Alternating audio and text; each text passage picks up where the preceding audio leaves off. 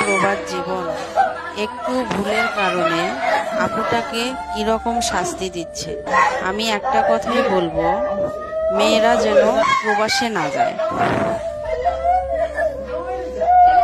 সকল আপুদেরকে বলতেছি, বাংলাদেশে থাকা যারা তোমরা প্রবাসে আসার জন্য চিন্তা ভাবনা করতেছো, একটু দেখে শুনে আইসো।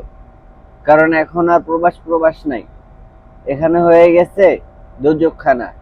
কারো প্রতি কারো মায়া নাই, কারো প্রতি কারো দরদ নাই। এখানে যে যেভাবে পারতেছে সে ওইভাবেই নির্যাতন করে যাচ্ছে। আর তোমরা তো নারী মানুষ, তোমাদেরকে পাইলে ওরা মনে ছিঁড়া খাইব।